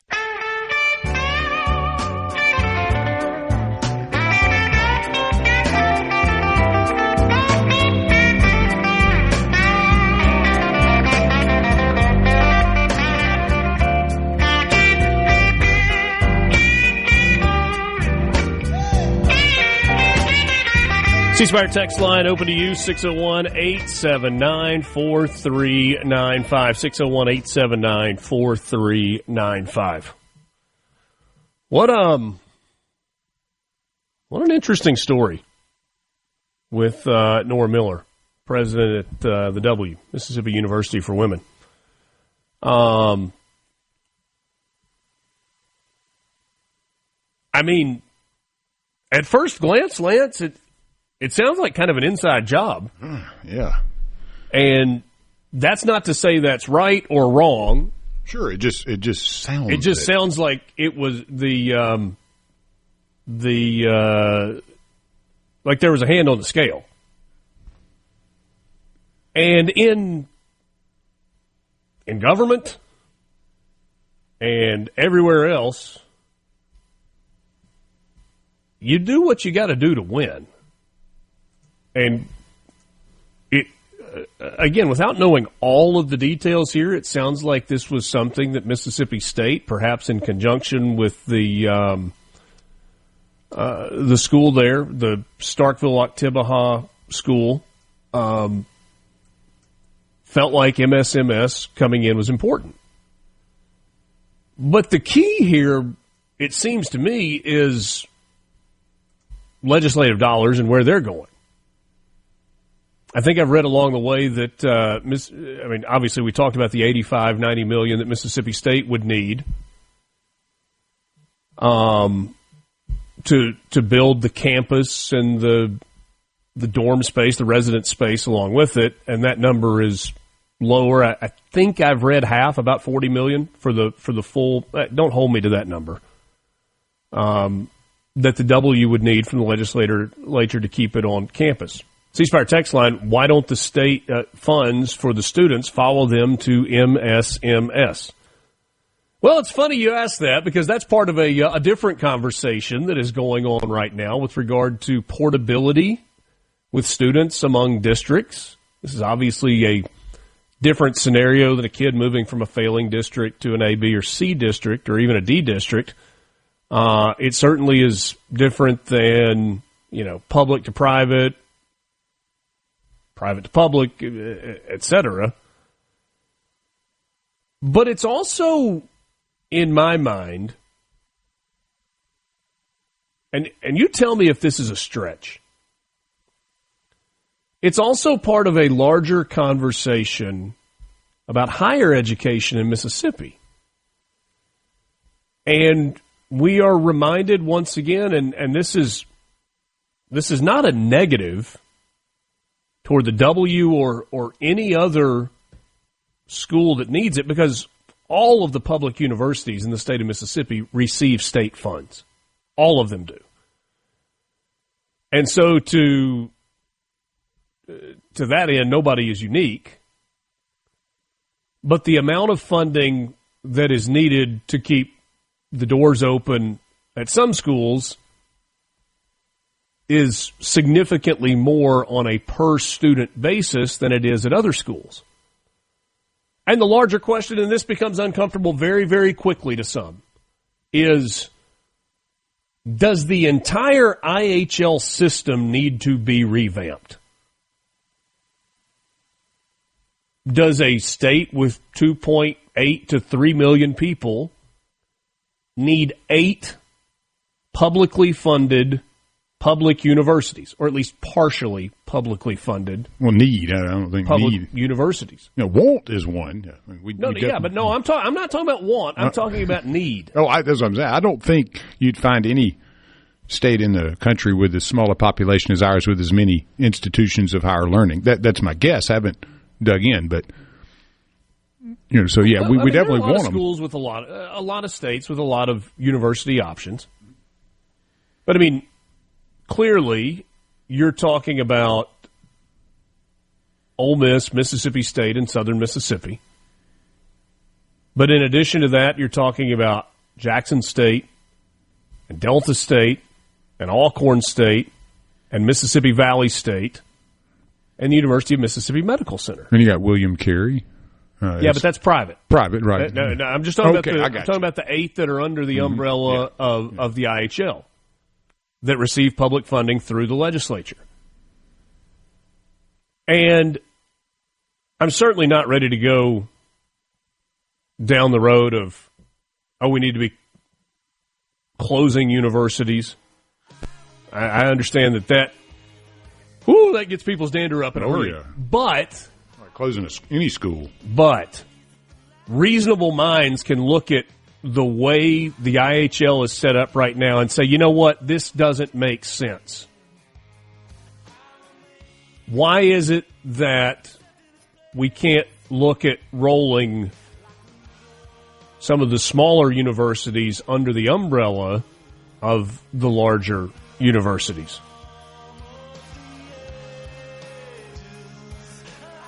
There are ways to do that geographically.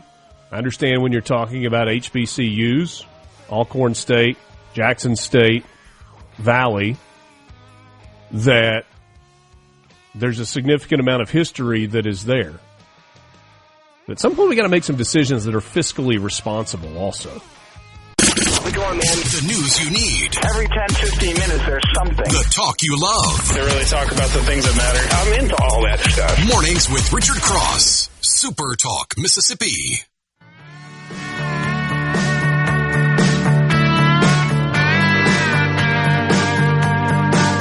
I can see by your grin that you're trembling within. It's all over town. Cheer down. Great to be with you on this Tuesday morning. Today is the 2nd of September. We've got lots going on in Super Talk world. We'll keep you up to date with all the places we will be and all the things that are going on. Be sure to stay tuned to supertalk.fm and see all of the news stories that the news team's working on. And a lot happening in the Magnolia State. My thanks again to Nora Miller, president at the W, for joining us this morning. A couple more guests that are on the way, including Leah Long, who you know well from the National Federation of Independent Small Businesses. She covers Mississippi and Louisiana. We'll talk with her about the current state of small businesses in Mississippi. Are they thriving? Are they getting the help that they need? Fed rate and how that plays into that. And then JT Mitchell from the SuperTalk Mississippi news team will join us. So if you were with us at the beginning of the 7 o'clock hour, we were talking about the workload for Congress in the month of September. And we hit a couple of things with a couple still to go. So, Lance, they've got the spending bill deadline. Got to have a new spending bill in place by September 30th to avoid a government shutdown In the event of a government shutdown, you know that payroll is delayed for government workers and everybody kind of stays at home except those who are deemed essential employees. And it's going to be tight. It's going to be snug. And who's going to get blamed? Will it be Republicans or Democrats that get blamed? You can bet that both sides is going to try to blame the other. It'll be some drama, that's for sure. That's right. That's right. Thomas in Greenwood says regular order spending bills like we were promised. Hey, Thomas, forget about it. Continuing resolutions, bloated bills with lots of fat in them, because that's how it works. Wouldn't you love to see a congressman or a senator put forth a bill that said, hey, we are going to single-issue bills. Would anybody like to vote for this? Dudes be working too much then. Yeah. Talk about the Russia-Ukraine pressure. That's pressure on multiple fronts. Pressure of a deadline from the United States to have some talking and work on getting this war over with. Pressure on the United States by what appears to be somewhat of a alignment between India, China, and Russia. It's a little uncomfortable seeing those three leaders together. Pressure just for the war to end. I mean, is there an appetite for that? On the side of Ukraine and Russia?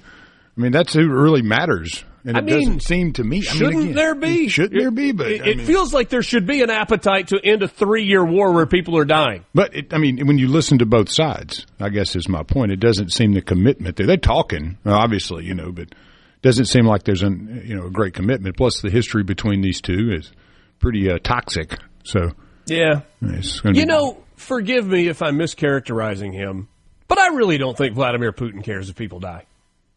Well, no, he's Russians, emptying Ukrainians, the civilians, soldiers. He doesn't care.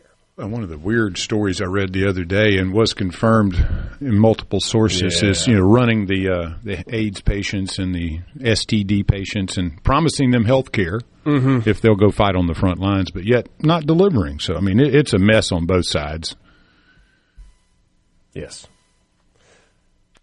Thomas Massey and Ro Khanna planning to we mentioned this, a discharge petition to force consideration of publicly releasing the Epstein files and all of them. Then there's this. Republicans will need near unanimous support to vote to authorize a subcommittee to investigate the investigation. That's right. It's kind of like having a meeting to plan the next meeting. A subcommittee to investigate the investigation of the January 6th Capitol attack that was led by Democrats. Barry Loudermilk, a Republican from Georgia, is set to lead the committee. It was announced more than 7 months ago, but was never formally established as Republicans hashed out disputes about its legislative jurisdictions. It's one of those Republicans fighting with Republicans things that, if you are a Republican, probably drives you crazy. It's more clear than ever, as if you needed this confirmation, that the January 6th Investigative Committee was a partisan deal. I know it was a bipartisan committee, but it was a partisan investigation. And by the way, neither side is all right on their characterization of January 6th. If you are a Republican or a conservative or a Trump supporter who claims that it was nothing more than a peaceful demonstration, you are wrong. If you are a Democrat or a liberal or an anti-Trump ever person, and you claim that it was a violent insurrection, akin to a terrorist attack on the United States Capitol, and that it happened exclusively at the direction of Donald Trump, you are wrong. It was none of those things. Right? I would use a phrase that I used earlier this morning when I said reasonable minds can agree, but I don't know that reasonable minds can agree on this. It's like it was either one or the other. It got out of hand. People were injured. People died.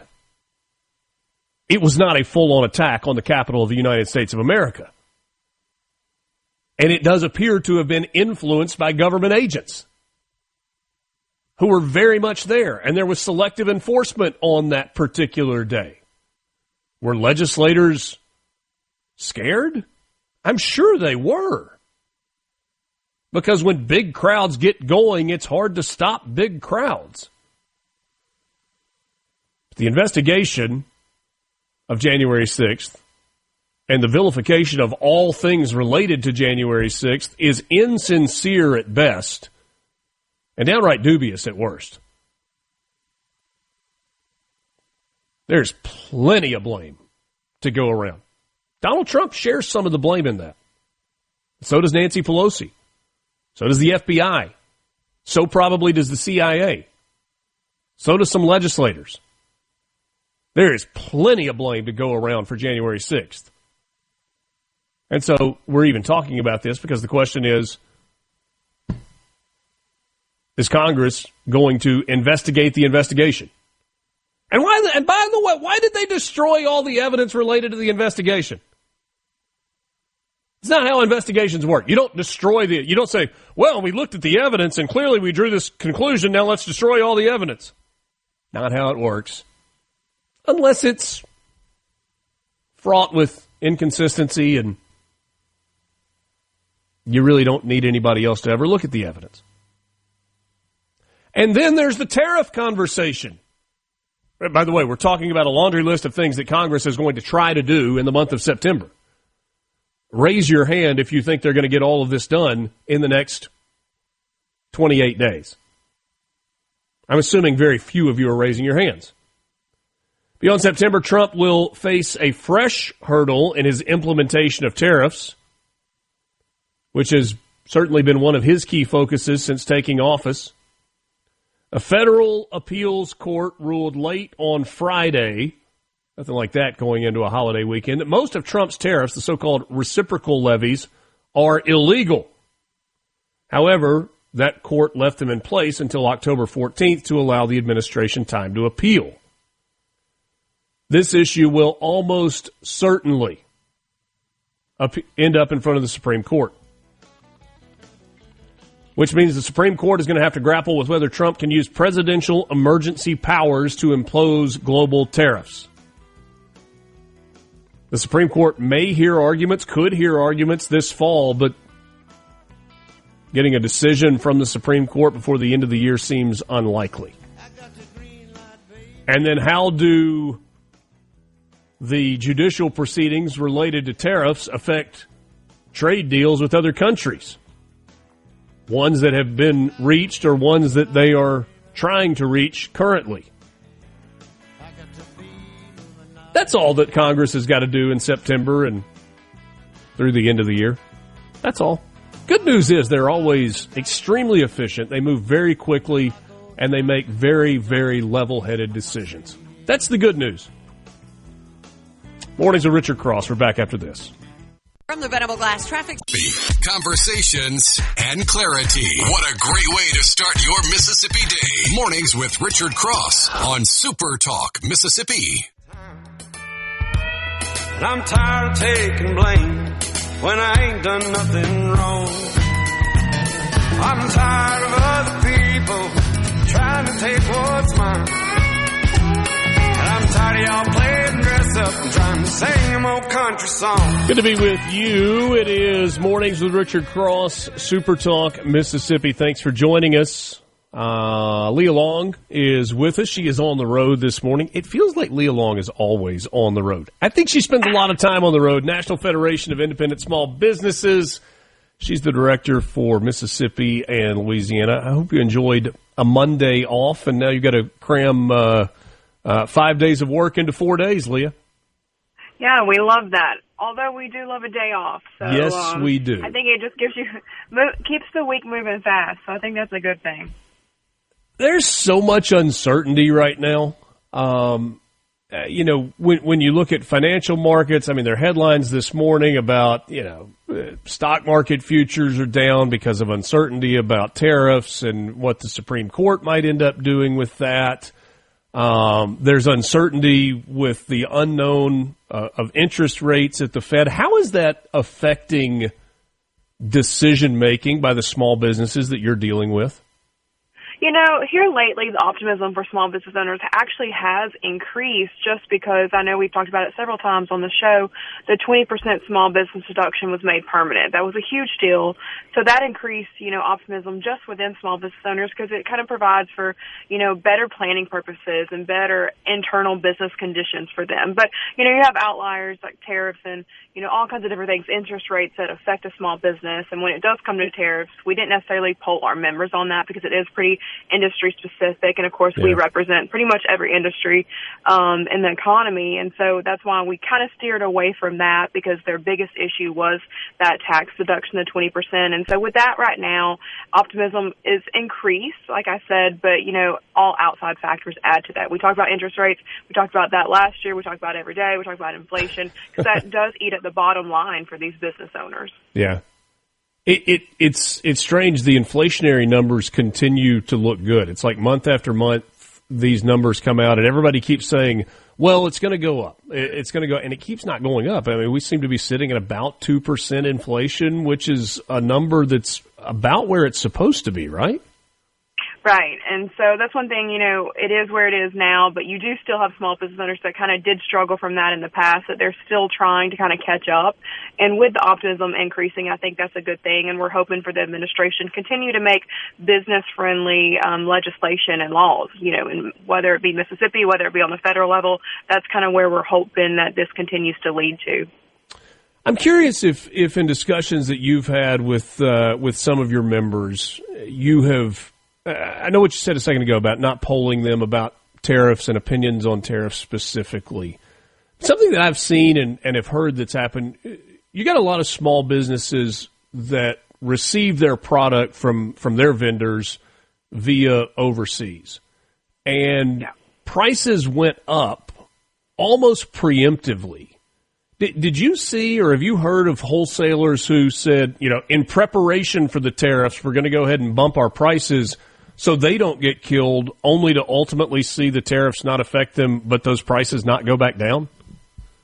We haven't necessarily heard directly from the, whether retail or wholesale, but, it does also affect, the inventory quality and the amount that they have in stock. And so I think that is, like I said earlier, industry specific. And so obviously certain industries that have more items that come from overseas, it is going to affect them. But their biggest issue was that 20% deduction. And so that's kind of where we kind of gauge that right now. And so, leading in the future, depending on the tariff discussion and how the members feel, that could change. Where is your focus right now as you visit with your members? We move toward a new legislative session at the state level, which is only a few months away now, and obviously Congress is doing their thing. Where's your focus?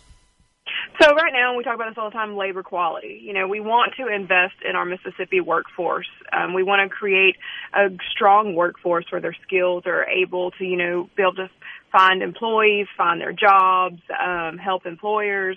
And so I think that's one big thing that I hope that we kind of continue to accomplish in the Mississippi session for 2026 is how do we develop a stronger workforce? Because we want Mississippi to grow. We always talk about that. We talk about different industries, manufacturing, construction, shipbuilding, just even your small businesses, retail. We need to have employees that can work and that do have a strong workforce and skill set. And so I think that's one thing I would love to see as we continue to move through session in 2026 is how do we do that as a state?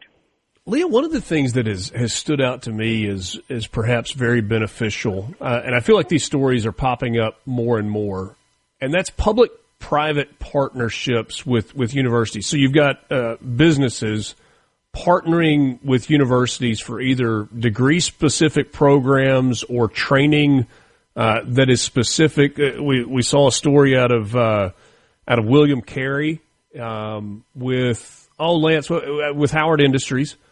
In that particular area, we have read about the new partnership that Mississippi State has on the coast. We talked about a story this morning about an Ole Miss partnership with the U.S. Navy through the Stennis Space Center. Are those becoming more regular, or have we just kind of coincidentally run into a rash of stories like that? No, I think it's becoming more regular, and that's something the last couple of years during the session that they have tried to work with different, public partnerships, and they've tried to work with different community college. And I think that's something, giving people the incentive to be able to go better themselves, whether the skill set, whether they're putting in a trade apprentice, being able to do that, because that's where we need to head to make sure that, as I said earlier, we want Mississippi to grow. We want all these jobs created, but you've got to have employees available. You've got to have the right skill set. And I think we're going to continue to move forward to that. I know we talked about it last time I was on the show. Mississippi kind of created their own one-door policy where it's easier to connect people looking for a job with employers. And I think if we continue that mindset and make it easier for people to find a job and make it easier for the process to connect those people, that will continue to fill those jobs and continue to incentivize people to go, improve themselves with a better skill set so they can continue to get these high-paying jobs. Leah, you work with both Mississippi and Louisiana. Are the issues the same in both states, or does each state have its own unique set of concerns and things that they're focused on? I love being able to do both states because a lot of them are very similar, but they're also very different. And, when it comes to industry, some are similar, some are not, but they're both working very hard to improve, the workforce. And I think just on a national level, that's something that we're talking about too. And, I think as Mississippi continues to build better and, they're phasing out the personal income tax, that's huge for small business owners. That's going to allow money to be put back in their pockets to reinvest in their business and also allow for, them to hopefully expand and create new jobs. And, I think that comes just as if we continue to make it more business friendly, that we're going to see a lot of changes in Mississippi. Is there a specific industry or a specific skill set when you talk about having more people work ready for jobs that are available that you look to, or is it kind of like a section of the job market? We kind of always talk about industry specific. So, you're always talking about construction, manufacturing, the different service industries, and retail. Those are kind of your four main ones when you think about small business. But, obviously construction, manufacturing, you need a whole different, skill set than you do for retail and service industry. So I think as we continue to break that down and see, as they continue to grow and the optimism continues to increase in all four of those sections, we'll be able to figure out, where do we need to find more skilled set workers? Where do we need to come up with these partnerships? These community colleges, for instance, the NASA program, where are we able to do that? Because I like to think that, yes, we love big companies, and we talked about this before, that when you have these huge companies come in, we love that, but we also think about the small business owners cater to those companies, whether you're a contractor, whether you're a small business, owner that got a bid in a big project, those are all small business owners. When you put those partnerships together, we love to have that because it employs small businesses. It allows them to grow, and it allows people to go back to work too. There was a big hullabaloo after the last jobs numbers announcement about kind of adjusting those numbers and adjusting them down. There were changes at the Department of Labor and Statistics, Bureau of Labor and Statistics. What do you anticipate from this next release from the BLS? I'm hoping we're coming through, a small kind of weird summertime season. And then, as we move closer to Christmas and in the holiday season, I'm hoping the jobs numbers continues to, that we have the right skill set as we're working toward that. And so that some of these job openings are filled, especially for the small business owners moving into mostly their busy season, the holiday season. Yeah. Leah Long, National Federation of Independent Small Businesses. Always appreciate your time. Thanks so much. Yes, thank you. She represents Mississippi and Louisiana. That jobs numbers report, first with the new person in charge, supposed to come out later this week. Although, Lance, it feels like we kind of pilloried that report when it came out last. We're like, you're wrong so often. Why should we pay attention? And then we're like, Well, we got a new report coming out. Let's see what it says. I don't know. Maybe that's talking out of both sides of our mouth. JT Mitchell going to stop by coming up next with you. It's Mornings with Richard Cross, SuperTalk Mississippi, streaming online at supertalk.fm. You can watch at SuperTalk TV. You can listen on the app. You can grab it as a podcast. We try to be as easy to consume as possible for you. Back right after this.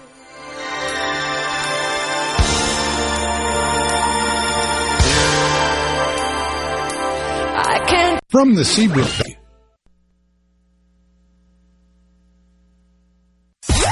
You're waking up to what matters. Mornings with Richard Cross on Super Talk, Mississippi.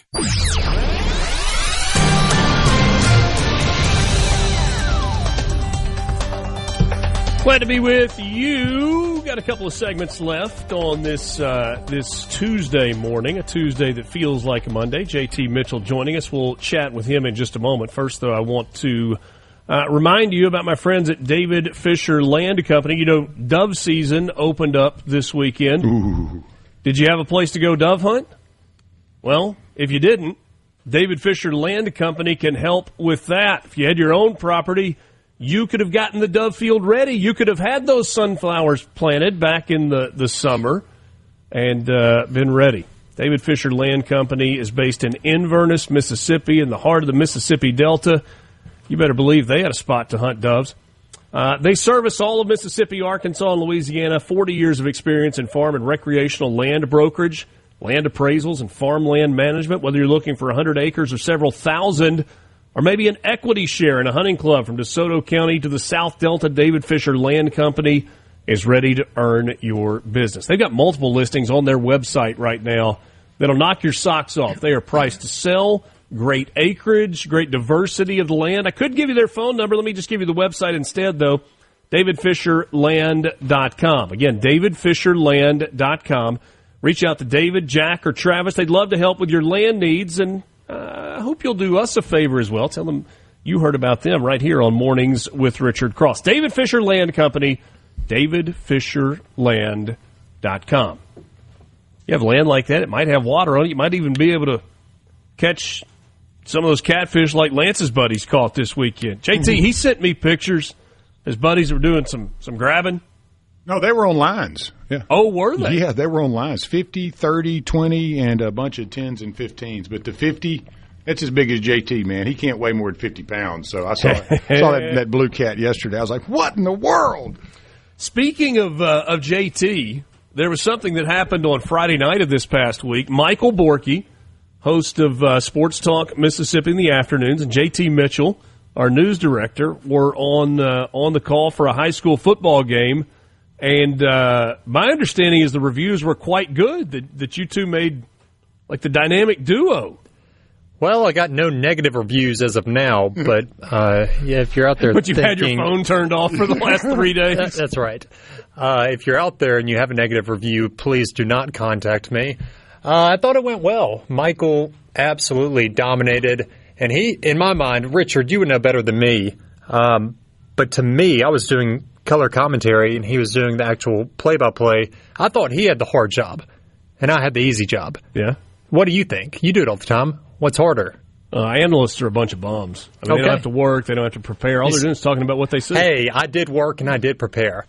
So, hey, I listened to a lot of high school football, and I will tell you, man, these guys were amazing, and that's just my opinion. I know the game didn't turn out the way you wanted, but the ending of that game was kind of wild, wasn't it? Oh, my goodness. You have 5 or 10 of these every year, and it generally isn't the first game of the year. But, man, what a way to start off the JT and Borky enterprise. That was awesome. Yeah, well, good stuff. Coach Bowman joked beforehand. He said, if we don't win another championship this year, probably going to fire y'all. And just so you know, going in, Game 1 was a loss for Hartfield, 22-21. It was close, but Coach Bowman, if you're listening, I promise it wasn't us.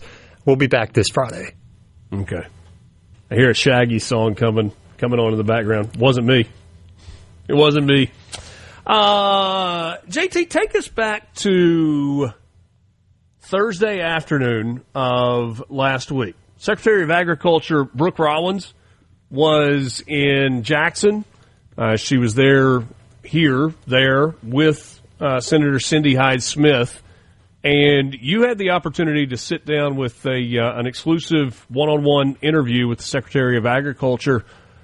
Tell us about that. Just what did you learn? What did you ask about? What stood out to you in the conversation? Yeah, it was an honor to get to interview a White House cabinet member. I don't care if it's Republican or Democrat. As a journalist, that's one interview you dream of, right? And so that was Thursday. The full interview is on the SuperTalk Mississippi YouTube channel. Go check it out. Before we get into the meat and potatoes of it, Richard, I'll say it was easily the safest interview I've ever done. I'm sitting right here in this studio. I have Brooke Rollins in front of me. That door's closed, Secret Service agent. That door's closed, Secret Service agent. No one in or out. If something were to happen that day, I'm the safest journalist in the state of Mississippi. There you go. I'll tell you that. And those are thick doors on top of that, too, so... Yeah. But it was a great interview.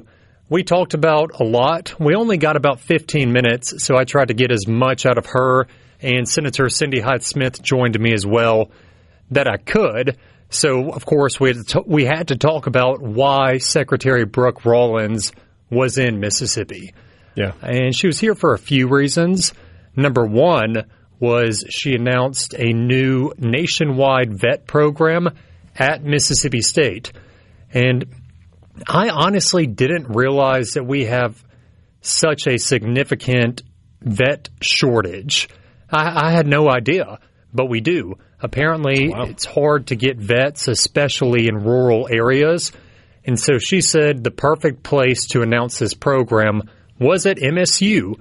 And what it does is it automatically floods $15 million from the USDA into essentially a scholarship program where that money will help these kids pay for vet school.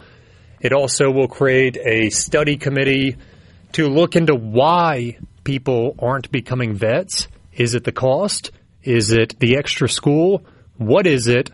Where are the target areas where we're seeing vet numbers decrease? And how do we combat that?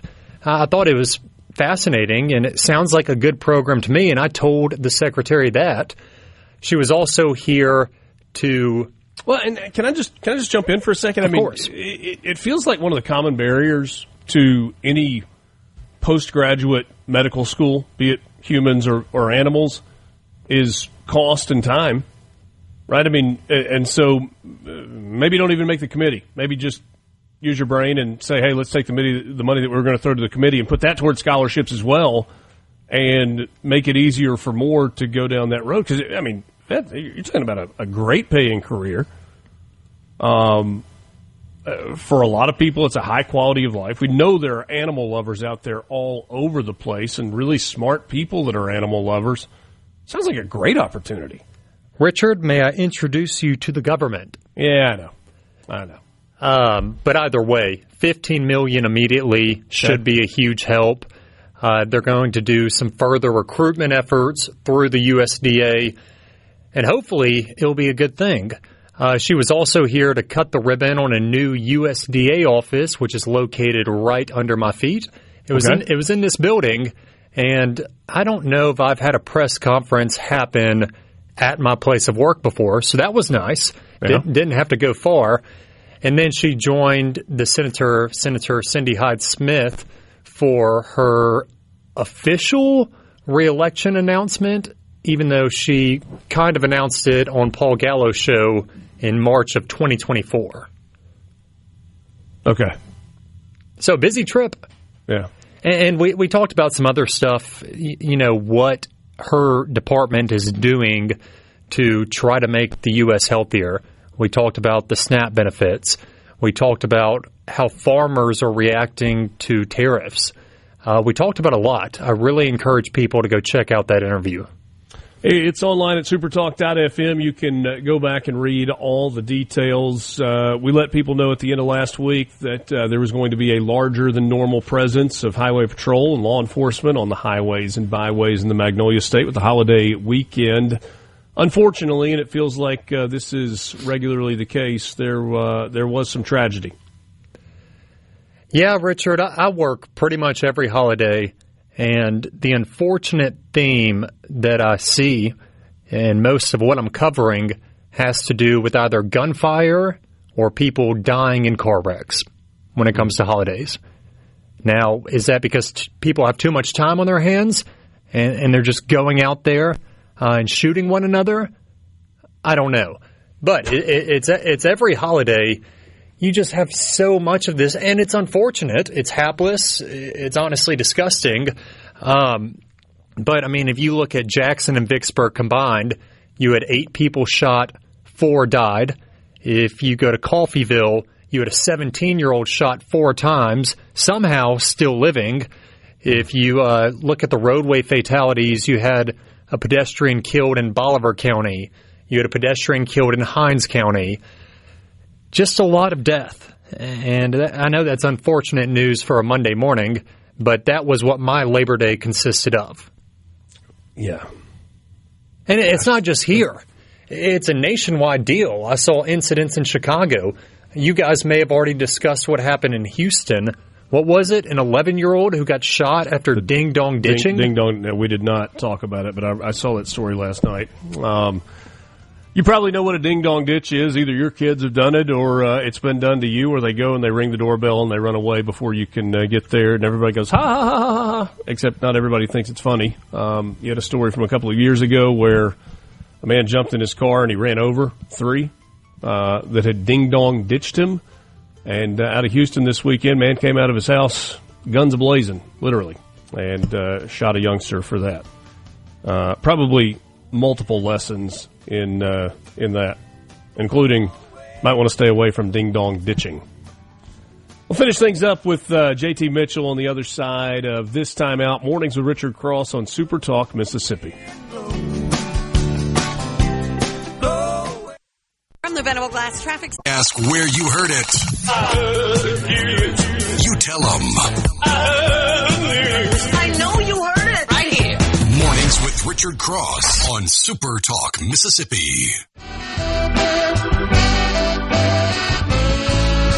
She traveled all around, all across this country. Met a lot of people, made a lot of friends. She got the feeling of a swamp plane running through. Certainly appreciate you spending part of your morning with us. Hope your day is off to a good start.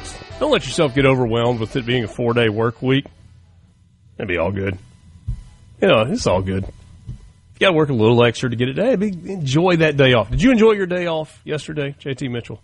I didn't get one. You never get one. Just keep on grinding. Just keep grinding. Somebody's got to report the news. We were with some friends, I guess, last Thanksgiving, and they said, so have you all enjoyed your time off? I said, no, I don't get time off. And they said, why not? I said, because people can't act right on holidays. If people could act right on holidays, I might get a holiday off. About it. Yeah. So out there, if you're one of the criminals out there, if you plan to have a day off in the future, please let me know. So you can take the day off as well. But I don't mind doing it. I signed up for this. You did. And news has a purpose. It really does. Whether that is letting people know that there is a criminal in their backyard or to evacuate because of a hurricane or anything in between all of that. I do wake up every day and feel like I am filling some sort of purpose, so at least that's good. That is good. And don't worry, he occasionally will go on a vacation or take a couple of days off as long as he knows that the newsroom is staffed. That's right. That's the point I'm making, is the newsroom is never closed. I'm with you. What's up with the Chapel Hart story? Are they breaking up for sure? Is it all done? Have we got litigation on the way? The last question I'm still trying to get an answer to, so we can circle back to that. But the unfortunate news is Chapel Hart, after a couple more concerts, will be no longer. And this one is sad. We have been covering Chapel Hart since before America's Got Talent. And they love this company. They've been great to us. I think we've done a great job of covering them as well and giving them promo when needed. But as you know, a couple months ago, Danica Hart, the lead vocalist for the group, she went to social media and accused the group of violence and abuse toward her and an alleged blackmail scheme to keep her in the group. And that was tied to management as well, right? It wasn't just the other members of the group? Oh, she called out management by names, called out their label, but the post was quickly deleted, and then she went live on Facebook on July 10th. I think it was 8 days after the post, and apologized to everybody by name, which all of that happening, I don't think it takes a rocket scientist to figure out that attorneys got involved. And then they kept performing. They went to the Choctaw Indian Fair. They went to a concert series in West Virginia. And then we got this announcement last week. It was a beautifully written statement. They've been preparing it for a while, saying that Chapel Hart, after their current slate of shows, will be no longer. Danica is going to go her own way as a solo artist, while Devin and Tree will start a new country music duo, and that will be called Magnolia Rising.